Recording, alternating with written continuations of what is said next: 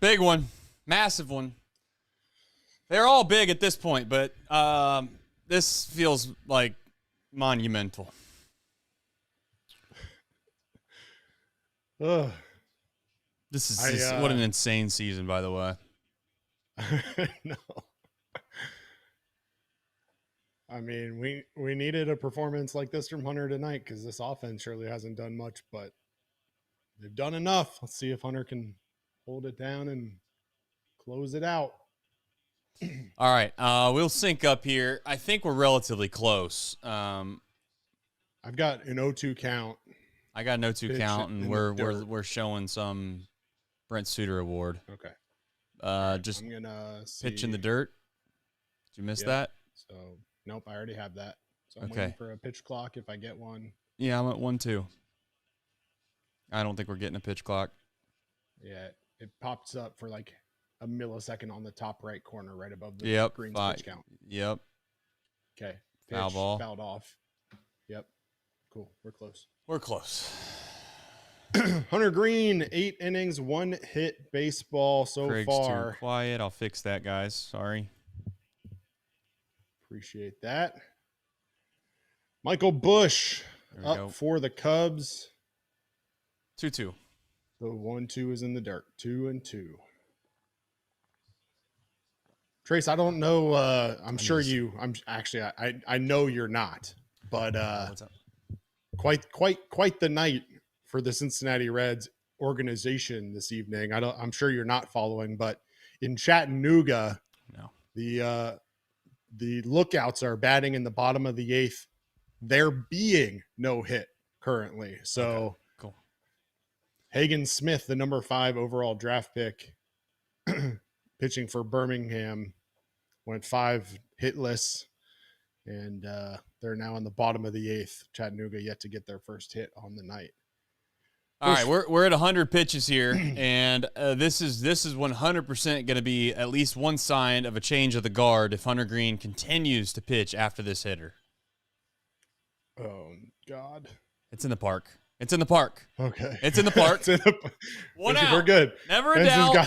One out. Wow. Whew. All right. Never a doubt, right? Nope. He had it all along. Man, Michael Busch put a good swing on that fastball up in the zone, but just underneath it, Will Benson catches it on the warning track. Everybody, even Hunter Greene was a little. He threw his hand up as like, hey, it's in the air, and then he kind of put it on his hat real quick, like, I don't want to be that guy. Yep. Well, Hunter Greene staying in to face Nico Horner, gets a swing and a miss. This is his game. Pitch slider. This is his game, isn't it? I mean, it has to be. It has to be. I mean, at this point, I don't think you can legitimately look him in the eyes after the game if you bring in somebody else and they give up. Yeah, especially when he looks this good.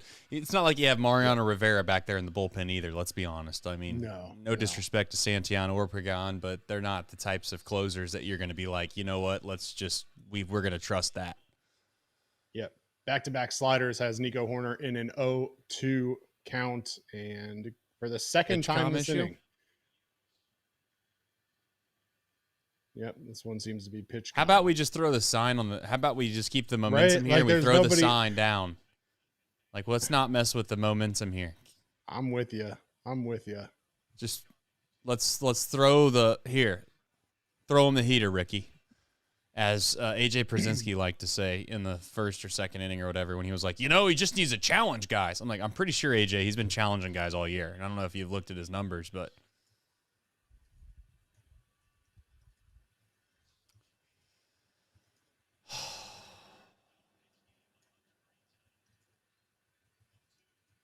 Bam! Strike 3 looking 101 miles an hour inside corner, 2 down. This is best pitcher in the game type performance is what you have here.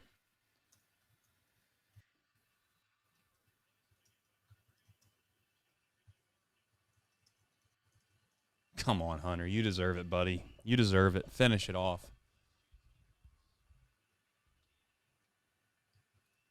Ian Happ, the batter, 102 on the gun, according to Fox. Fouled back by Happ. Come on, baby. Close it out. The 0-1. What a pitch. Oh, what a pitch. Splitter, just nasty. What a pitch. Nasty. One time. The whole crowd rises. One time. As they should. The 0-2. Fouled away. 102 again on the gun. Hunter Greene dialing it up here in the ninth. All right. This as bad as anybody else. Two schools of thought here. You're throwing 102 miles an hour. You just live with whatever happens with 102, or you throw that splitter again. That's unhittable if he throws it like he did last time. Hap looked helpless pitch. with that splitter. What a pitch. That was a good pitch. I like it. Missed down, but I like it. Now you climb the ladder, go 102 at the top of the zone. Maybe. See if you can get him to chase it. I don't know. Yep. You change the eye level. Now you go upper fastball. Do it. There it was. Slider. Strike three looking. Wow. What a performance. That's one of the better pitching performances I've ever seen in a Reds uniform. I mean, I guess you could say the no-hitters by Homer Bailey, but all things considered, Homer Bailey also threw an unbelievable game in the NLDS. Don't want to get into that, but unbelievable performance by Hunter Greene. We are going to come back and try to collect ourselves and do a show, but that's the type of performance. That's the type of game that just maybe, if the heavens will allow it, to let us go on a winning streak. We'll be right back. And a bench to bench. Change hit in the air to deep right field. That goes Clemente. And the save. He's done it. Get out of here, baseball. It's gone. Oh, my God. Can you believe it? Johnny Bench has tied it up. The Cincinnati Reds win the World Series in 4 straight. It was a sweep. In the dirt. It's a wild pitch. Here comes Foster. The Reds win the pennant. Larkins won the game. That ball is fair. Cincinnati's ahead. 2 games to none. Welcome, Joe Randa to Cincinnati. Adam Dunn has done it again. Benzinger backing and calling. And the 1990 World Championship belongs to the Cincinnati Reds. Marty, yes. This is Adam from Milwaukee. Hey, Adam, how you doing? I'm good. How are you? Good. Do you think Scott Chatterbox is a good player? Dunn up there with the bases loaded, the outfield deep and around toward right, and the 1-0 on the way to the plate. Swung on, long drive, right field, and this one belongs to the Reds. And a high drive, hit back into deep right field. Junior has just knocked the door down to the 500 club. Benson's first home run is a walk-off winner. That ball had a family. And De La Cruz is, oh my goodness, look at this kid run. My, oh my, that is a triple. Matt McClain's first big league bomb. Spencer Steer's first big league hit is a home run to straightaway center field. Joey Votto's done it again. The pitch. Votto swings high in the air. Right field. Yes! He pointed to the dugout to say, I told you.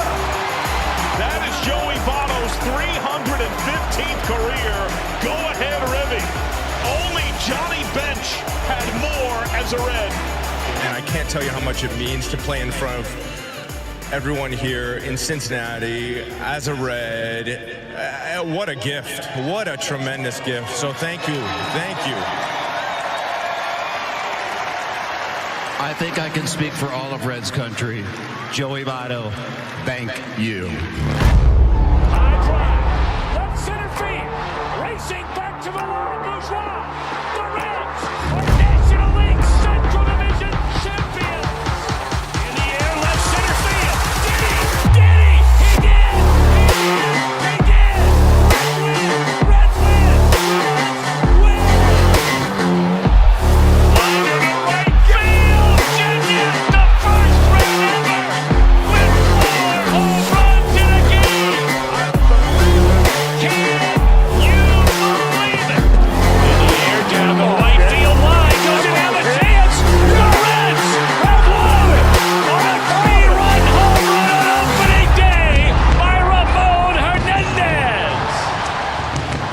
Struck away and out away is Homer Bailey. Ground ball to third. Frazier gloves. Throw to first, and Homer Bailey, for the second time in his major league career, has tossed a no-hitter. Oh, gosh. Oh, are you kidding me? Holy Moses, the second player in major league history to hit 7 home runs in the first 10 games. In the air, and the Reds win it. What a dream beginning to the career of Jay Bruce. All right, folks. We find ourselves here yet again. Chatterbox Reds, a winning edition. The variety, kind of the same as the other wins this year. 1-0.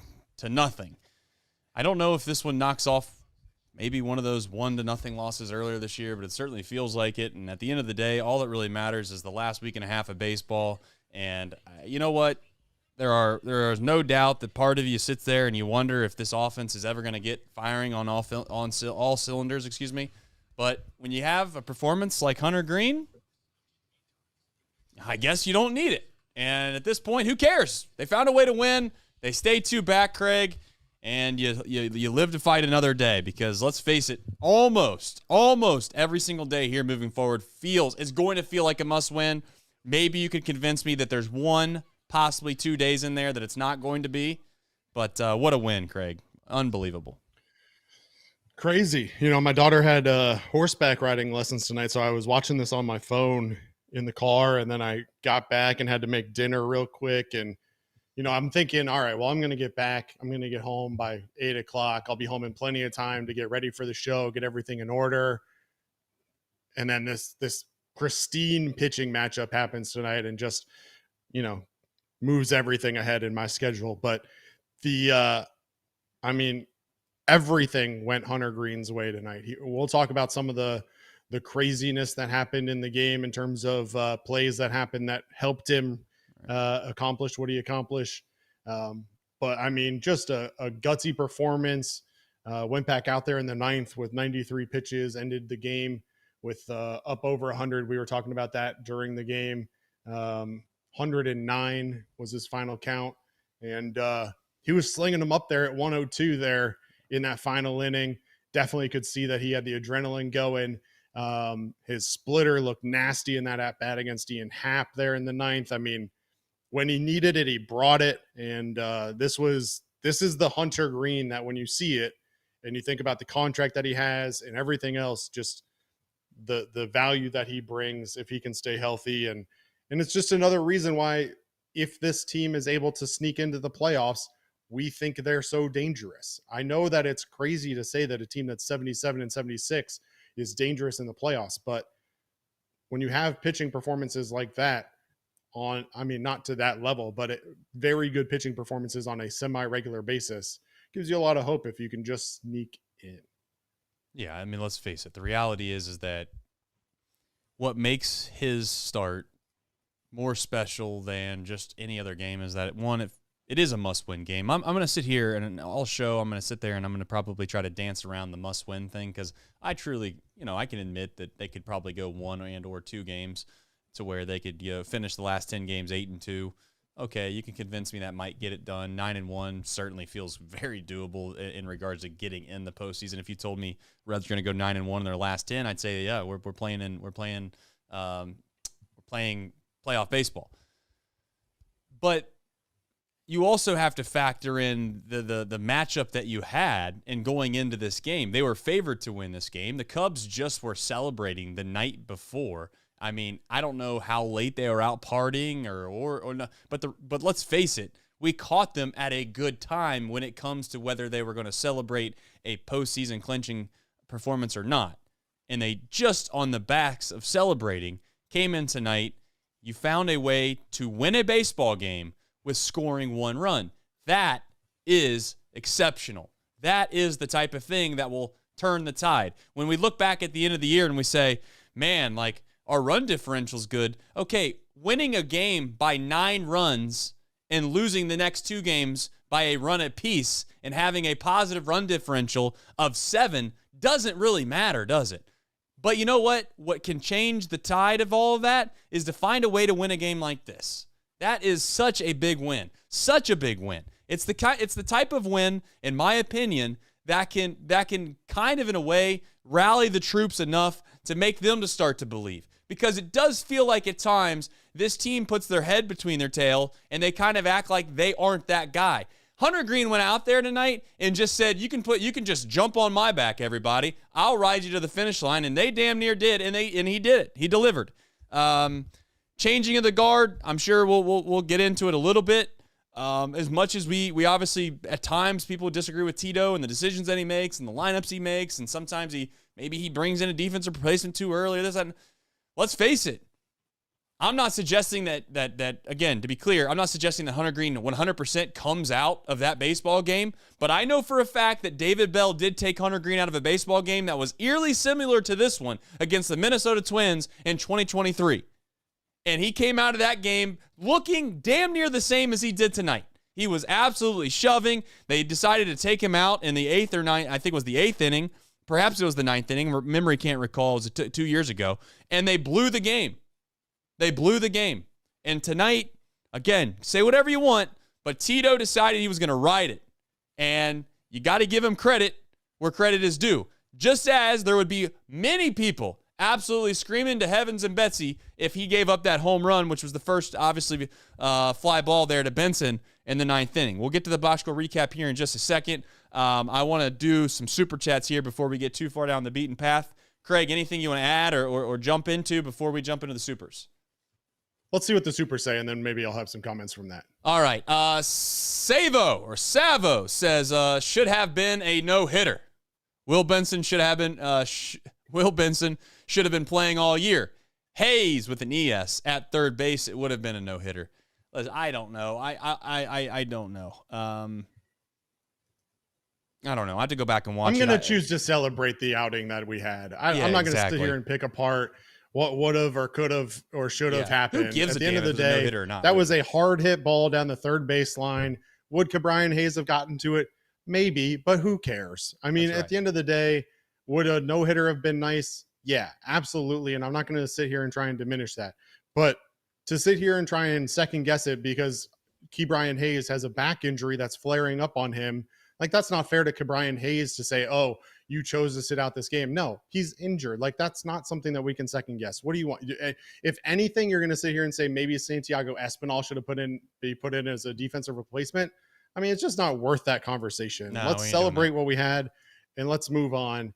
I'm not going to sit here and act like Sal Stewart did anything wrong. I mean, if we would have said that Sal Stewart got pulled for a defensive replacement in the 6th inning, we all would have joked at Tito too. So 100%. I'm not going to play that game. Yeah, we'd have been really upset because it's only 1-0 game. It isn't like a defensive replacement when you got a 5-run lead. You know, you can kind of maybe justify that a little bit more. The other thing I would say too, if you want to play devil's advocate, for as much as people think that I'm as pessimistic at times, I will be optimistic about that and saying that sometimes having a no-hitter can kind of almost overshadow the goal of what you're trying to do in the first place, which is just to get guys out. And secondarily than that, you're just trying to win the game.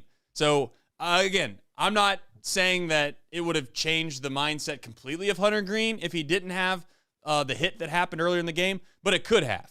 I mean, you walk out there in the 9th inning knowing that that you have an opportunity to get a no-hitter.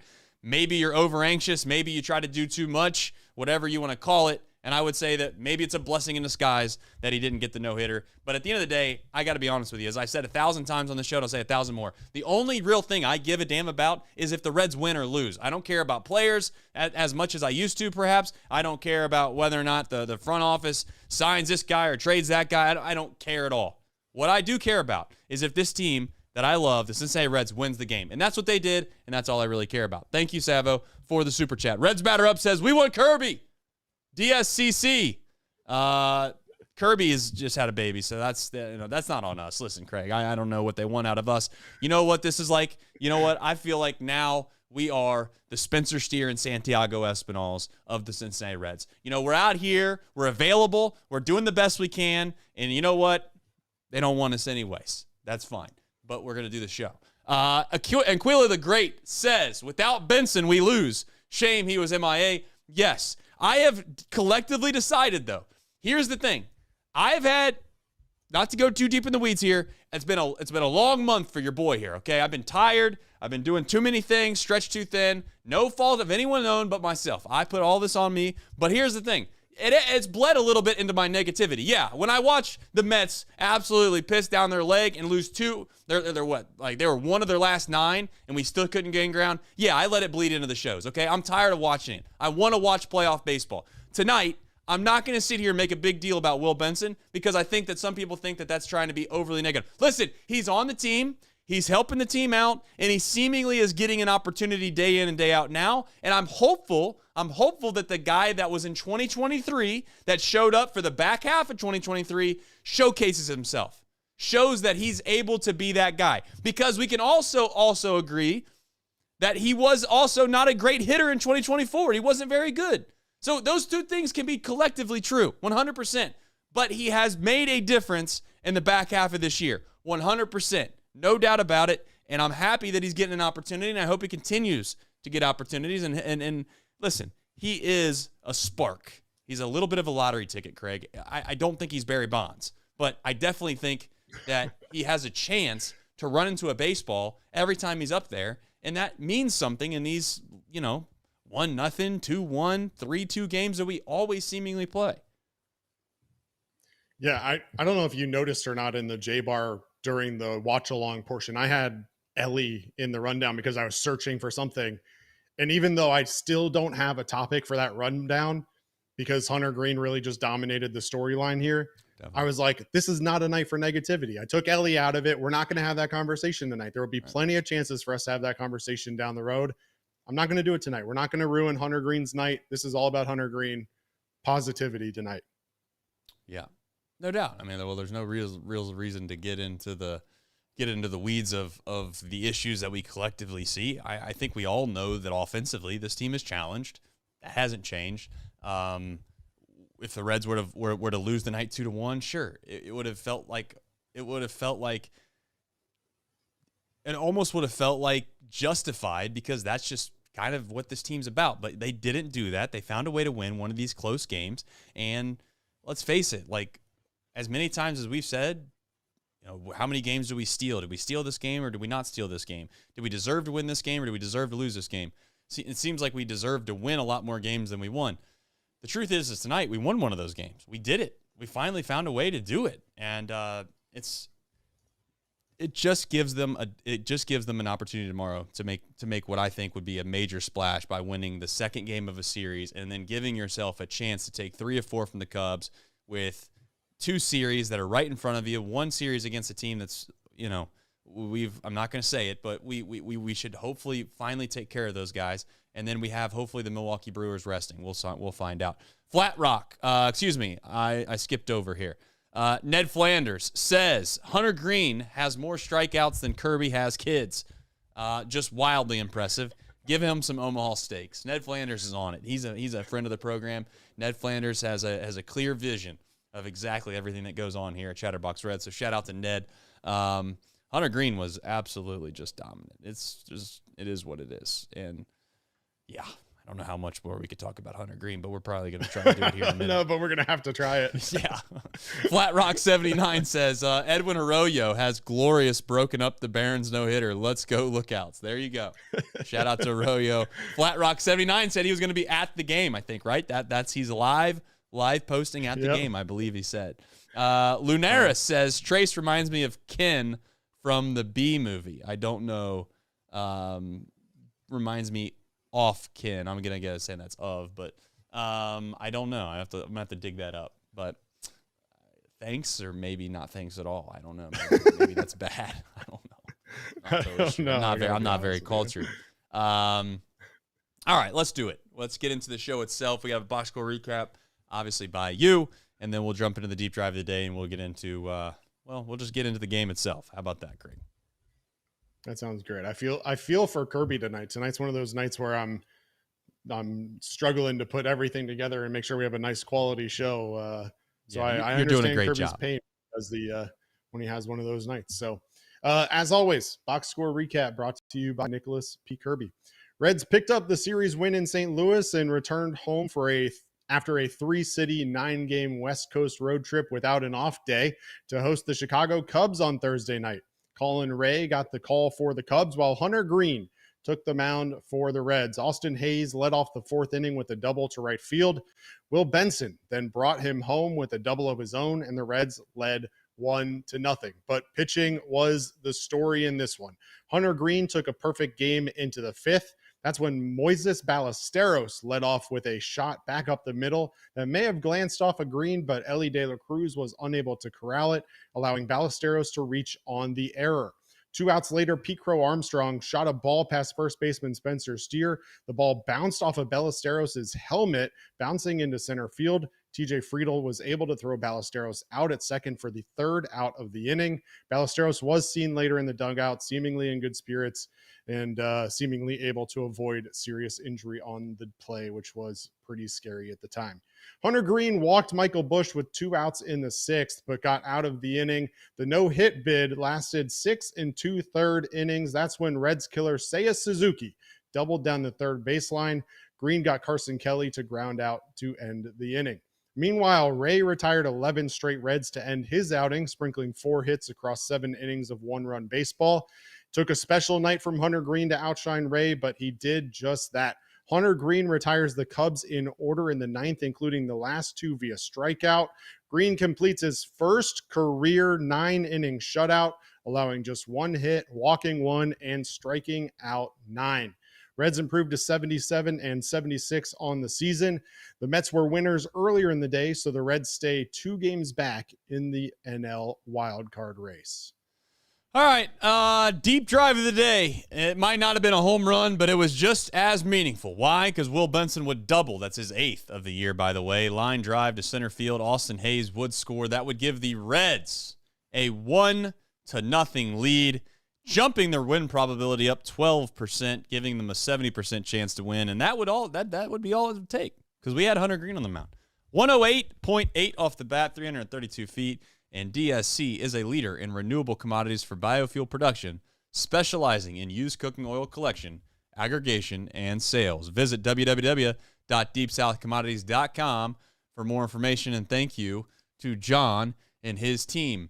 All right, listen, they're in it. They are in it, absolutely in it, and I'll be the first one to raise my hand up and say that I was 100% wrong when I've counted them completely dead. I still think it's a tall task. There's no doubt in my mind that I think that I'm a little concerned that the Mets have what I would consider a little bit of a run in them themselves. But I'm not going to sit here and say that it's not possible for them just to completely collapse like they have. Of course, they went out to San Diego. I think they won that series. And then now they find themselves playing against 2 marginal teams, Craig. I mean, I don't know how we feel about Washington and Miami. Miami's got a little fight to them. And Washington, let's be honest, they took us to the woodshed as well when we played them in the second half. So you never know. I mean, it is Major League Baseball. It's a goofy sport. It's very, very rarely can you find a sport similar to baseball and professional athletics to where it could be the best team playing the worst team, and just somehow, some way, a team finds their number for a couple of days and wins 2 of 3. Not likely, of course, but possible. That's just where I stand with it. I'm not gonna sit here and act as if they're playing great baseball right now, because I don't really know if that's the case. I do think that they have unbelievable starting pitching, as I've said on this show 1,000 times. And at this point, there's no doubt in my mind that if they were to get in the postseason, they are what you said, Craig. They're dangerous. They are very dangerous because they have some guys, to be honest, they're due. They are due. There are some guys on this team that are better players than what they've showcased. And I think that at some point that will turn itself around. I don't know when. Hopefully it's in 2025 and not 2026. But they're in the race, Craig. I mean, and that's, to be honest, at this point, I don't want to say that's all you can ask of, because this town's tired of almost making it. But it's at least nice to know that when I wake up tomorrow, Craig, or if you're listening to this podcast in the morning, you got something to get really excited about at night to watch a baseball team. Yeah, I don't know about you. This feels like one of those games that can really just skyrocket you into that kind of last run, though. I mean, yeah, the Reds have not been playing very good baseball, but this is exactly the kind of boost that this team needed. I mean, they've been playing kind of mediocre back and forth baseball for so long now that they really needed kind of this domination to kind of rear its head and show them, hey, this is what we can be, and try to really propel you through this last week and a half of baseball. I mean, I can only imagine what the dugout and what the clubhouse is like after this one. And, you know, the Cubs were obviously partying last night after they clinched their playoff berth. And we saw pictures of Seiya Suzuki really living it up in the clubhouse afterwards. I can only imagine the kind of celebration that is happening in the clubhouse and what this is going to do to the team, bringing them together and getting them ready for this final stretch run where, like you said, I'm on record that I think 7 can legitimately get them in. Obviously, the Mets are very unpredictable. They could rally off 9 straight, or they could rally off 9 straight losses for all we really know. I know their schedule isn't great, but they've just been so inconsistent. And they, similar to the Reds, live and die by the long ball. And so if they happen to have a cool streak where they don't hit these home runs like they've been hitting, Pete Alonso now with a home run in 4 straight games, that they could very easily cool off just like the Reds did for a little stretch there and allow the Reds to sneak in. And as many times as we've said, we're out on this, the season's over, it's done, it's tonight is the exact kind of performance that reels me right back in and makes me say, it's not over. We're still in this. I agree with you. I think that every reasonable Reds fan that watches this team night in and night out knows what we're up against from a lineup perspective. If you don't think that we have issues producing runs, then I don't really think that we'll ever agree on anything when it comes to watching baseball and trying to kind of like put an opinion on a team. But I do think that even teams that have issues from a lineup perspective or don't have maybe a great offensive output team, they can get hot for at least call it a week and a half, 2 weeks, at the bare minimum over the course of a season and just tear the cover off the baseball. And that just has not happened this year yet. And I keep going back to this, and I'm going to say it again. There's never been a better time to do it. And maybe I'm trying to convince myself and I'm trying to just put my brain in a positive spot and say, we're due at some point to have that happen. Now, some are going to say, well, yeah, good luck with that. You've gone 6 months with this team and you've seen who they are. You have to feel some sense of relief if you're an offensive player tonight that you just went out and won a game and you didn't produce at all. I don't know what it's going to do, Craig. You know, momentum, as they say in baseball, is only as good as tomorrow's starter. We'll get to that here in just a bit, of course, on the who, what, when, where, and why. But the truth of the matter is that performance by Hunter Greene 100% opens up the door for something special to happen. Does it mean that something special is going to happen? No. But the same way in life as making the right choices and working hard and putting yourself in as many good positions as humanly possible, at some point when you do that, you get lucky, as they say. And some would argue whether that's luck or not luck, Craig. I'm not here to have that debate today. But it feels like if this pitching staff continues to do what they've done all year long, it's going to lend itself at some point for this Reds team to get lucky and reel off 6, 7, 8, 9 wins in a row. And that has not happened. And all I'm saying is that it feels like at some point that can happen. And the question ultimately is are they capable of doing it in the next week and a half? And if they can, then we're playing with house money. That's how it feels, right? Like, how can we get this team to feel like they're playing with house money, Craig? That's what I want to know. Because we all know when you get going good in life is when you play carefree or you kind of live your everyday with a boat of confidence that even if something pops up that's not good, you're going to be able to handle it and you're going to move on.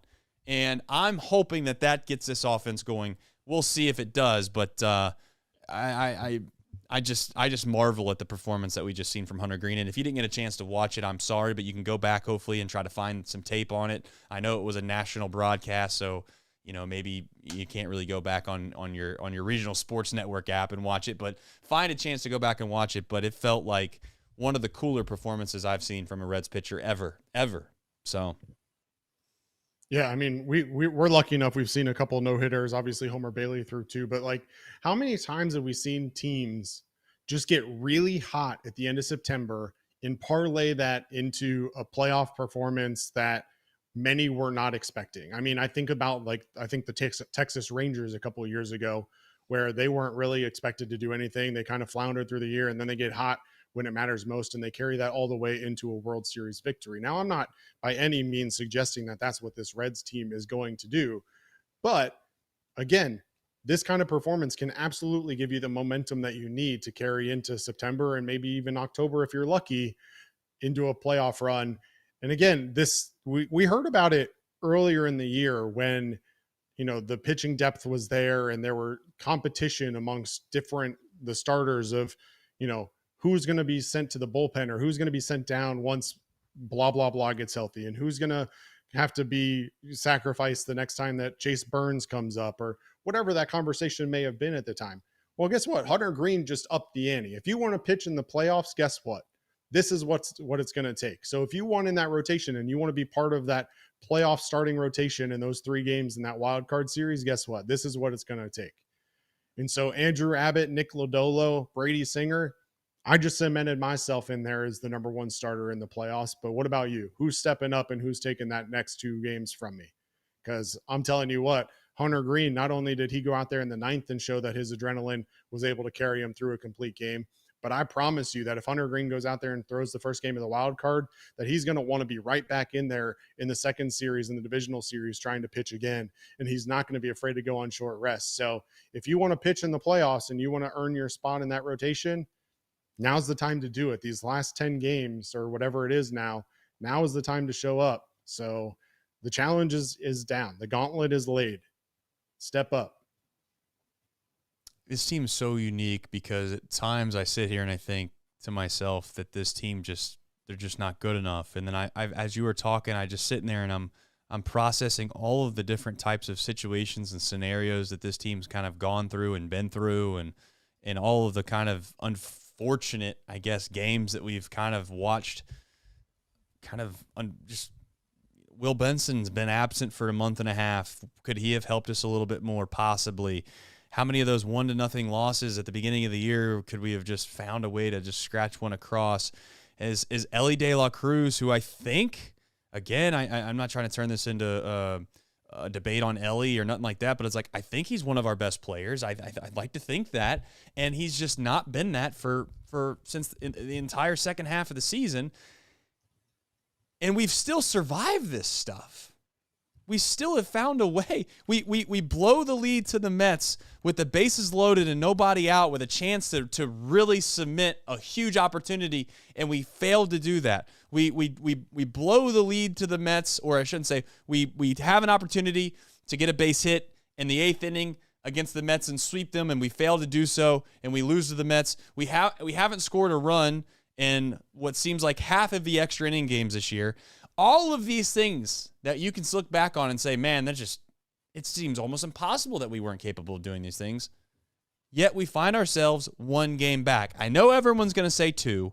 I'm not even going to operate under that thought, Craig, because I'm going to operate on the idea that we have the tiebreaker with the Mets. So if we tie them, we tie them. And in my opinion, if we can find a way to get ourselves to a spot where,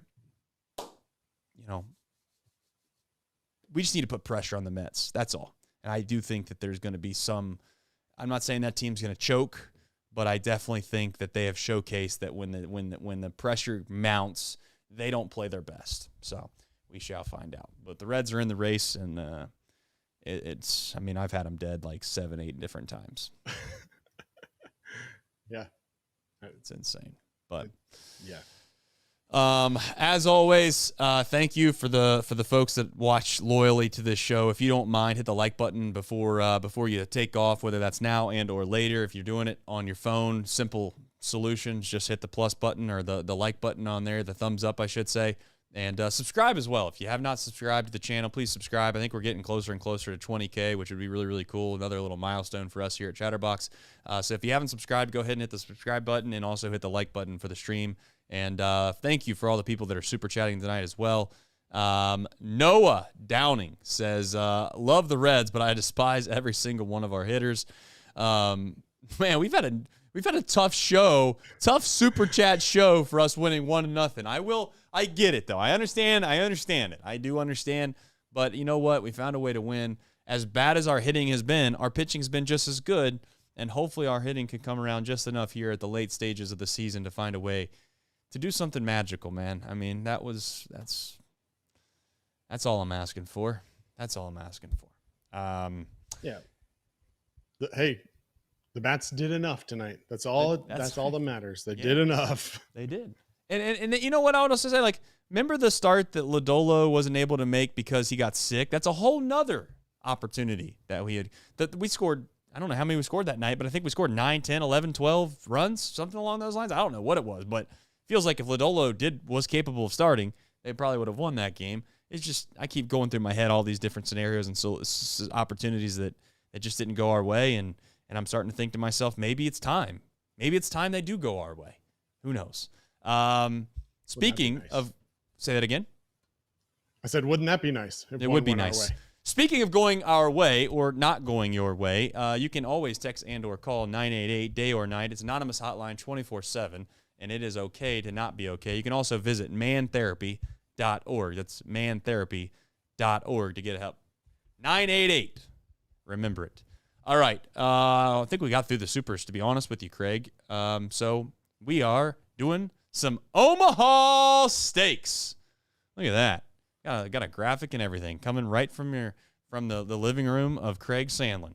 50% off sale site-wide, omahasteaks.com. You can use the code Chatterbox, that's CHATTERBOX, and you will get an extra, not just 30, an extra $35 off. That's on top of the 50% off. You can use the promo code Chatterbox, once again, CHATTERBOX, and you can visit omahasteaks.com. That's omahasteaks.com.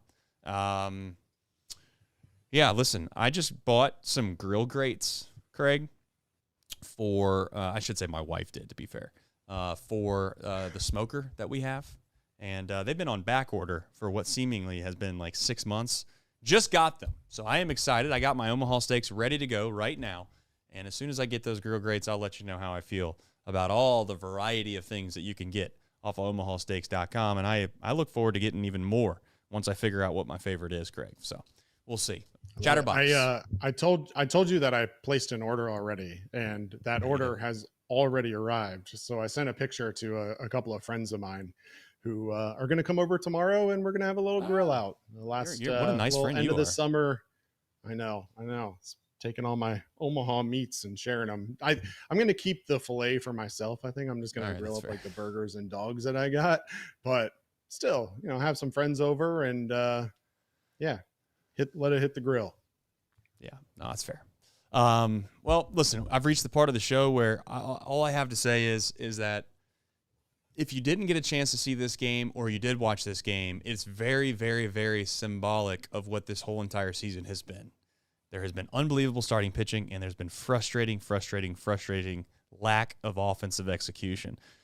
Let's face it, if Hunter Greene didn't go out tonight and dominate, we would be talking about how the Reds allowed the Cubs starter to not only throw the ball well, Craig, but he struck out his career high on his way to giving up one measly run. So you again, that in a weird way, that's why I'm almost more excited.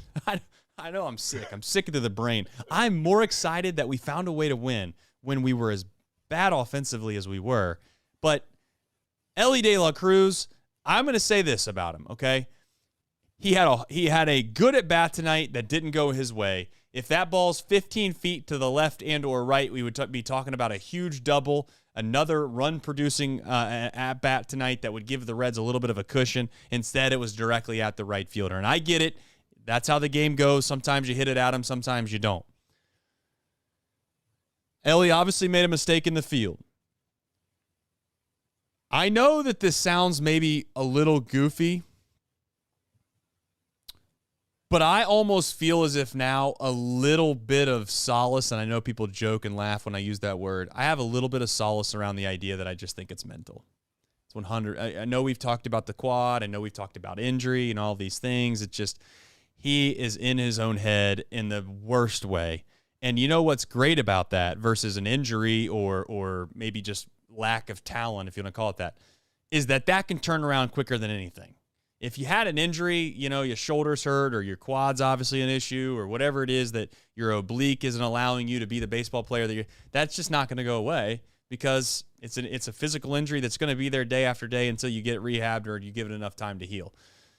All I need to have happen at this point for Elly De La Cruz is him to have something go his way in a positive manner. And I need to see the smile again. I need the kid laughing. And I would say I need somebody, and I know it sounds like I'm giving him, I don't mean it this way, okay? I need somebody to help pump him up. I don't know who that is, but we need somebody to tell him to smile, to get up there and have some fun. And if you can't get it done, don't worry, I got your back. Because the best thing that happened tonight is he makes that error at shortstop. But more importantly, the Reds caught a break, right? Let's face it, the Reds caught a break. PCA hits an absolute sizzling line drive right past Steer's glove.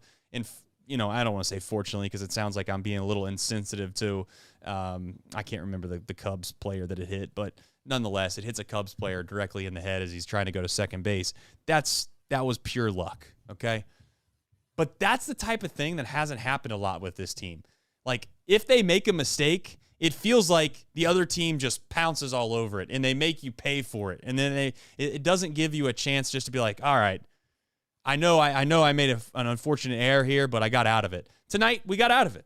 We got out of it. Not only did the error not matter, but more importantly, there's a lot of guys on this team that couldn't get the big hit tonight that doesn't really matter either because Will Benson got the hit, and that's all that was really necessary. Yep. I said at the top of the show, I'm avoiding negativity tonight. I'm with you 100% that I think it's mental at this point. I personally find myself like holding my breath every time a ball is hit towards Elly De La Cruz right now.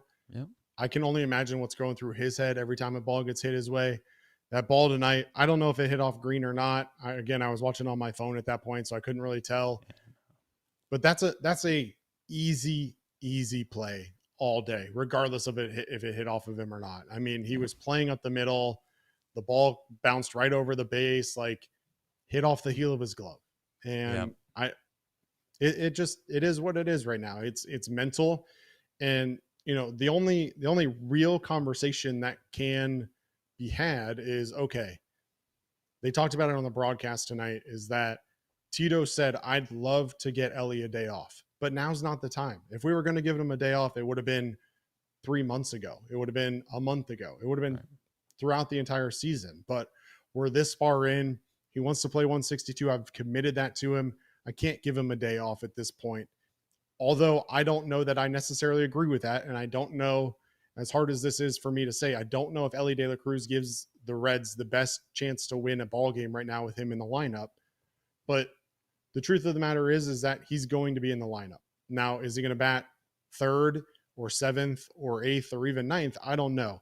All I know is that when Matt McLean got moved to the ninth hole, it took some pressure off of him. He loosened up. He started to hit the ball a little bit better. Now, is that because he was in the 9 hole or is that because his shoulder's feeling better? I don't know. But at some point, we've got to try something. We've got to continue to try to figure out how we can get Elly out of this funk. I don't know what the Reds have in terms of sports psychologists on staff. I assume that they have one. But if I was Elly, I'd be spending every single day in there with them. I'd be taking as many ground balls as I could during extra time, even though I'm exhausted, because the more repetition and the more times you see that ball go into your glove, the more likely it is you're going to start to gain that confidence. And right now, for me, it's all about confidence. You see him even kind of double clutching sometimes when he's making the throw. I think he's thinking way too much, similar to Chuck Knobloch's, little yips that he had several years ago. I just think Ellie's going through something similar, and Ellie's isn't all throwing. I just think it's just in general, when that ball gets hit his way, his mind starts racing a million miles an hour, and he just starts to overthink things. And it's really unfortunate, because if Ellie De La Cruz was the Ellie De La Cruz of 2023 or even of 2024, I think that makes such a significant impact on this team right now, especially after the Hunter Greene start tonight, continue momentum. If Ellie De La Cruz comes out and hits a home run tomorrow in like the second or third inning, imagine what that does. You're just going to continue to build off of it. Now, will that happen? I doubt it. But at some point, you need Ellie to do something to kind of give that spark. And I would love for it to be offensive, but even if he makes like a phenomenal play in the hole and throws a guy out at first that, you know, maybe he wouldn't have thrown out in the last couple months. I think he just needs I don't even think it needs to be a special play defensively. I think he just needs to make a pressure-packed play, even if it's routine, and he makes the play, and it's a smooth play. Bases loaded, and a ball's hit right at him, and he finds a way to get the guy get an out at second and or first base. I don't care how he does it. Just, again, Ellie's capable of making every play on the field, no doubt about it. He's just got himself in a spot right now where I don't know why, but his footwork seems to be pretty just lackluster, puts him in bad spots. He gets himself kind of in weird positions, fielding some ground balls, and he might field it, but then there's times where he fields it and he's just not in a very good throwing position, so he has to try to use his athleticism, and it leaves himself to kind of make a mistake. I will say, he did make a good play later in that game after he had made the error. It was a slow roller that he had to come in on, throw the guy out at first. It was a bang-bang play. He got the guy out. Again, nobody brings that up because he didn't make an error, so it's just like ho-hum, but that was a good play. The other thing I would say about Ellie is, like, this isn't from a sports psychologist standpoint. I know I'm asking a lot, maybe out of somebody in the clubhouse that perhaps isn't. They might not feel like they're in that position yet, because we don't have, again, there's not a Joey Votto in that clubhouse right now, right? Like, there's just not a Scott Rowland. There's not a guy that has an unbelievable pedigree that no matter what they're going through or how good of a player they are at that moment, they have the tenure to be able to go and say whatever they want to say to anybody in the clubhouse and get respect for it. I'm just, again, it's Ellie's time. It's Ellie's time. I keep harping on the idea that there's a chance that this team can get hot, et cetera, et cetera. It is Ellie's time, and it can happen tomorrow. You said it best. He goes out there in the second inning or whatever inning it is when he winds up hitting, and he hits a home run, and it feels like the world's been lifted off of his shoulders. Ellie De La Cruz, at some point, someone has to remind him he is that guy.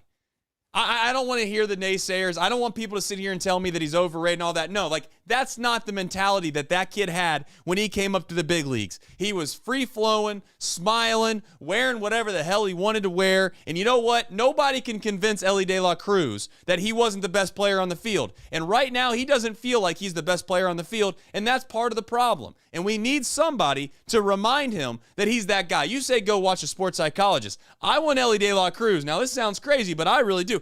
Go get on YouTube, my man.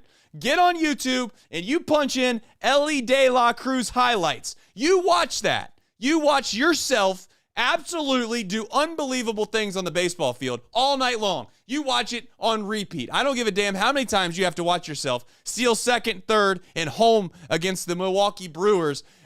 You do it all day. You want to watch yourself hit against the cycle against the Braves. You want to watch yourself hit one 700 feet when you first came up to the big leagues. You watch those things because you're still that guy.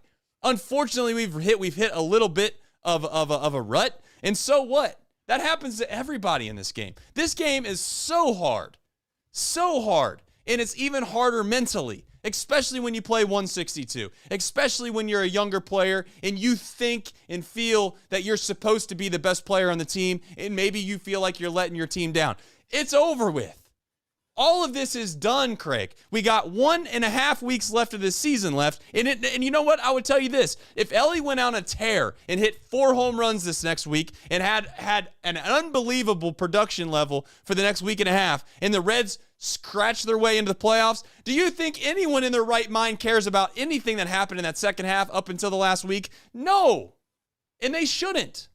Because all that matters is if you win or you lose. The Reds won tonight. And you know what? It gives them an opportunity for all of these things that have gone wrong earlier in the year to not matter. You find a way to play winning baseball for a week and a half. That's it. A week and a half. And, we can sit here and say, schedule this, schedule that. The truth is that if you play good baseball, more times than not, it really doesn't matter an insane amount of who you're playing. Sure, I'd like to play the Rockies for like the next 8 or 9 games. Yeah, I would. But, the Cubs, they just clinched the playoff series or playoff spot. You got the Brewers who are hopefully going to clinch the spot that they're trying to clinch for home field advantage. And then you have the Pirates. It's not unthinkable to go what would be, call it 7-2, 8-1 for your last 9, I think it's going to be. That's possible. As you see the NL wildcard schedules, as a reminder, Mets, they have Washington, Chicago, and Miami. The Diamondbacks have Philly, LA, the Dodgers, that is, and San Diego. The Giants, who are currently tied with the Reds, they have LA, St. Louis, and Colorado. The key thing for the Giants, though, is that they do have 4 against LA, and they are playing them here in just a moment. So, and they are heavy, heavy underdogs tonight. So, not that I look at such a thing, but I just might look at that. So, listen, it's right in front of us. It's possible. And let me be also clear. This isn't all on Ellie. I'm not saying that Ellie can fix everything. Ellie could go out and have the best week and a half, and it still might not matter if the rest of the guys don't play. It's a team game. It's 100% a team game. But right now, I guess the only kind of analogy that I can come up with is that it feels like we're getting ready to head into the last media timeout in a basketball game. In our leading score that we've had all year long, average is about 30 points a game. And you look up at the scoreboard right now with 4 minutes left, and they got 16 points. Yet, you're only down 4. That's where we're at. Can my guy come out of the media timeout and get hot and absolutely go on a tear and find a way to rally back and win a basketball game? Can my best player, and again, I'm not here to get into the semantics of it. I'll make it even easier so we don't get in an argument. Can one of our best players get hot just long enough for the next week and a half to get us to a spot where we didn't think it was possible? I would say yes. It's just that I need to see the kid smile. I don't care what it takes, that we have to get him to feel like he's the best player on planet Earth again. Whether that's true or not true, I don't give a damn. But I'm hoping that someone in that clubhouse can find a way to get him to that spot. That's kind of the nuts and bolts of everything I feel about with Ellie De La Cruz. I mean, honestly, somewhat under the radar, it feels almost like Austin Hayes has had one of those like late season pushes that can kind of help propel you too. And if you add in Ellie with that, that takes you to the whole nother level. I mean, Austin Hayes had another good game tonight, got on base with that double and then scored the run. I mean, he's had what is his on base streak now? 15 games, I think, that he's been on base, and not counting tonight. I mean, had an OPS of 805 during that streak, 3 home runs, on base 315. I mean, between Austin Hayes and if you can add in Ellie just giving you something, and, Will Benson continues to kind of provide a little bit of a spark, there's no doubt that the kindling is there, I guess, for a little bit of an analogy. The kindling is there. Now you just need that spark. And I think Ellie is the perfect person to provide that spark. Obviously, Will Benson is another guy that can provide that spark and has given this team a lift for sure. But someone's got to give that kindling, that spark. And maybe it was Hunter Greene tonight. I mean, let's not underestimate that, and let's not act like it wasn't. But someone's got to carry this team for the next 9 games. 9 games for the rest of your lives. This is an opportunity for Ellie. He had that amazing 12-game streak when he first came up in 2023.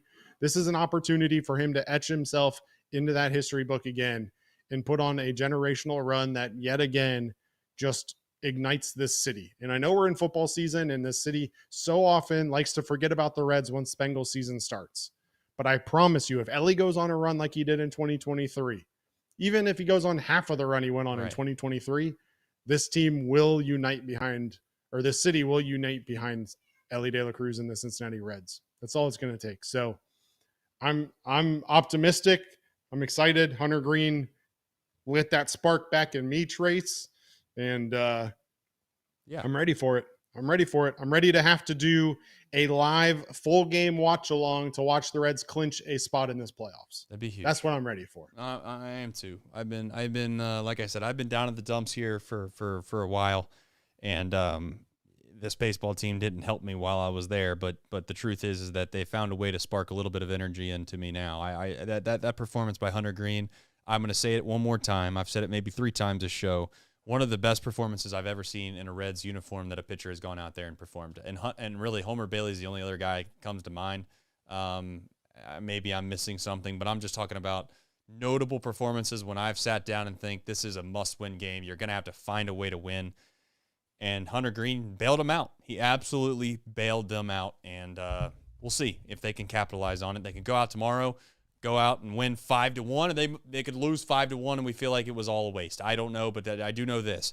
I am going to wake up tomorrow, and I am going to be extremely, extremely excited to watch the Cincinnati Reds. And I'll be frank, if you asked me that a week and a half ago, I would have said there's just no chance in the world that we're going to find ourselves thinking that there's meaningful baseball being played on September 19th. No way. So I am wrong. I have been wrong. And I hope I am wrong about this team. Listen, I have absolutely claimed these guys dead 4 or 5 times. And I guess the Cowboy might be right. They're like cockroaches. You can't get rid of them. The thing is, though, at some point you can't just be around it. You got to go get it. And I'm hopeful that's the case here soon. All right. We have Reds MILB. Craig, Flat Rock is down there in Chattanooga trying to perhaps cheer on the Lookouts to a victory.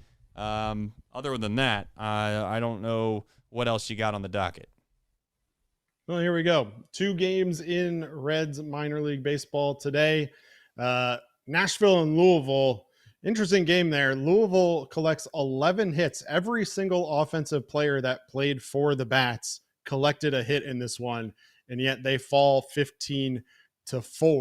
PJ Higgins had a double and Levi Jordan had a double. Every other hit was a single. Blake Dunn 1 for 4, Hector Rodriguez 1 for 5. The list goes on and on. But really the story of this one, Chase Petty continues his struggles. 51 pitches in just 1 1/3 innings pitched, 7 hits, 8 earned runs, 3 walks, 2 strikeouts. He gave up 1 home run as well. Petty's ERA now sits at 6.39. Leon Richardson did go 1 1/3 innings of no-hit baseball in relief. He walked 2 and struck out 3. Just to tell you how bad this one, Eric Yang, the Bats catcher, came in and pitched for not 1, but 2 innings of 2-hit baseball for the Bats. Didn't give up any runs. So Eric Yang, maybe your Cy Young Award winner. Meanwhile, in Chattanooga, you mentioned it, Chattanooga, as one put it last night. Well, they fall to Birmingham 4-0 in the Southern League Division Series Game 2. That series now tied 1-1 with Chattanooga and Birmingham. Rubber match takes place on Friday at 7:15. Winner of the series will face the winner of Montgomery and Biloxi series. And last check, Montgomery, who is ahead 1-0 in that series, has a 4-2 lead in the bottom of the 8th. But for Chattanooga, Kevin Abel, he went 4 2/3, 4 hits, 4 earned runs, 4 walks, 3 strikeouts. Other than that, Chattanooga had all of 1 hit, and it was by Edwin Arroyo in the 9th inning. So rough outing for Chattanooga, but an opportunity tomorrow night to bounce back and to advance to the championship series of the Southern League. All right, we don't have a line on the game tomorrow quite yet, Craig. I am going to probably, I don't know the unit amount yet, but I think I am going to try to will Ellie De La Cruz a home run into existence. So I am going to take Ellie De La Cruz to homer in every single game here moving forward. I got to calculate that appropriately because that could add up really quickly if you don't hit. But I am going to do that. I'd also like to see if they were favored to win tomorrow, but we do not have that out yet. So, having said that, though, we do have a game tomorrow. A little who, what, when, where, and why. Craig, tell us all about it. We do. Let me give you some insights and see if I can help sway your decisions here. Reds and Cubs back at it Friday night, 6:40 p.m. first pitch. This one back on the FanDuel Sports Network. Nick Lodolo, he'll take the mound for the Reds in 26 starts this year. He's 8-8 with a 3.30 ERA. Last time out against the Athletics on the 14th, he went 5 1/3 innings pitched of 8 hit, 5 earned runs, no walks, and 5 strikeouts. He's tied a career high in that one, allowing 3 home runs, matching the total from April 18th of 2023. He's made 8 career starts against the Cubs. He's 2-2 with 4.28 ERA. This is the 4th time Lodolo has faced the Cubs this season. Reds are 1-2 in those games. Lodolo, though, 12 2/3 innings pitched, 11 hits, 3 earned runs for a 2.13 ERA. Last time out on August 4th was the infamous blister game. 1 2/3 innings, no hits, but left after that with that blister. Active Cubs hitters against Nick Lodolo. Michael Busch is 2 for 2 with a double. Carlos Santana 3 for 5 with a home run. Reese McGuire 1 for 2. Nico Horner 6 for 16. How about this one? Seiya Suzuki is 5 for 14 with 8 walks. He's had 22 plate appearances and walked 8 times against Nick Lodolo. Ian Happ is 7 for 20 with 4 doubles and a home run. Willie Castro 1 for 3, Pete Crow Armstrong 2 for 7, Justin Turner 1 for 4, Matt Shaw 1 for 4, Dansby Swanson 2 for 14, and Carson Kelly 0 for 4. For the Cubs, they're going to turn to left-handed pitcher Shota Imanaga. He's 9-7 with a 3.29 ERA. Imanaga has given up 3 earned runs in each of his last 4 starts. Left-handed batters are hitting just 190 against him with a 570 OPS. Of the 26 home runs he's allowed, only 3 were to left-handed batters. In 3 September starts, he's walked only 1 batter while striking out 15. His season-long walk percentage is in the 96th percentile. Imanaga, though, does allow 26.1% of his batted balls to be pulled in the air, which may bode well for the Reds and maybe for that Elly De La Cruz home run bet that you're talking about, Trace. Last time out on the 14th against Tampa Bay, he went 5 innings, 7 hits, 3 earned runs, didn't walk anybody, struck out 9. Imanaga has made 2 starts against the Reds. He's 1-0 with a 2.08 ERA. On August 5th, he went 6 1/3 of 3-hit, 1-run baseball, didn't walk anybody and struck out 7, but Reds scored 4 runs off Andrew Kittredge in the 7th inning for a 5-1 Reds win in that outing.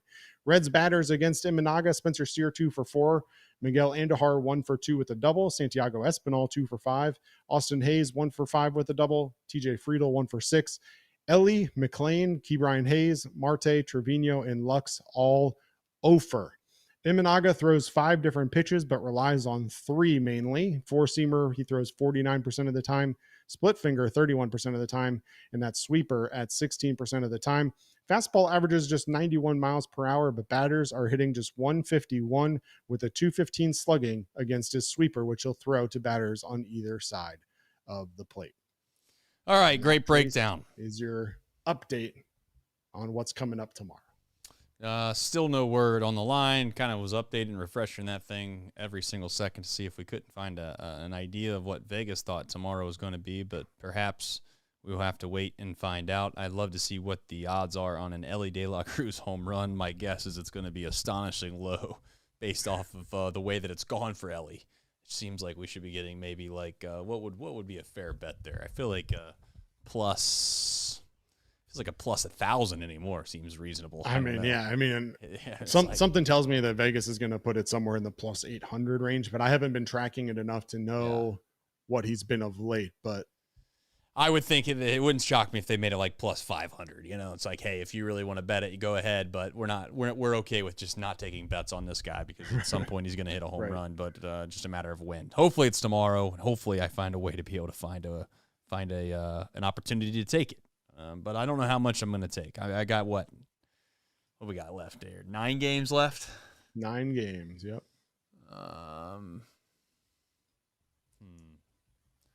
Like $20 a game. It can add up. So we'll see. I don't know. I got to figure that out. 180 at worst. 180 at worst. You got this, Trace. That's right. Well, the problem that I have is that if he's 9-1, you just got to hit it once to break even. Exactly. And I got to be honest with you. There's a pretty high likelihood that if I find myself losing 6, 7, 8 games in a row with this, that I then get a little dumb is what I'm concerned about. I'm really more worried about my discipline when it comes to this wager. But I'm going to do it because I am optimistic. I don't know why. I have this intuition feeling that I think LA is going to break out of this thing. And I don't know if it's going to be the difference, but I do think he's going to break out of this thing, and he's going to find a way to hit a ball over the fence here soon. So, speaking of hitting the ball over the fence, not really a great segue, but if you haven't, please hit the like button on the way out. I think we have, I don't know how many likes. We've gotten over 100 likes, 105 right now. So thank you very much for all the people that have liked the stream. Myself and Craig, is that right? Me and you again tomorrow. Is that right? I don't know. I don't even remember at this point. I mean, we always welcome Trace to the show, but you don't typically do Fridays and Saturdays. So oh, you're right. I am out. You're right. Yeah, I'll be back Sunday with Nick. So talk about Nick being gone for what could have been just team is dead in the water to a team that could be leading or being in the lead for the final wild card spot. Boy, I don't know where we're going to be quite on the Sunday, welcome back. but I look forward to it. I look forward to it, and I hope that you find a way to enjoy Friday and Saturday as much as humanly possible, and then obviously we can come back and do a show. Will be the next time I'll be back on Sunday night with another winning edition of Chatterbox Reds. But thank you to everybody that has stayed loyal and been very, very, very appreciative of the people that have been in here each and every single night. And thank you to everybody that has tuned in now that might be like myself, who you were out a little bit, you were out, now you're back in, or maybe you're just kind of like just testing the water. You know, you're just kind of feeling the water to see what the temp is. But nonetheless, thank you, everybody. Take care. Go Reds. We'll be back here better than ever tomorrow to try to break it all down live in the 9th inning once more. See you, everybody. Go Reds.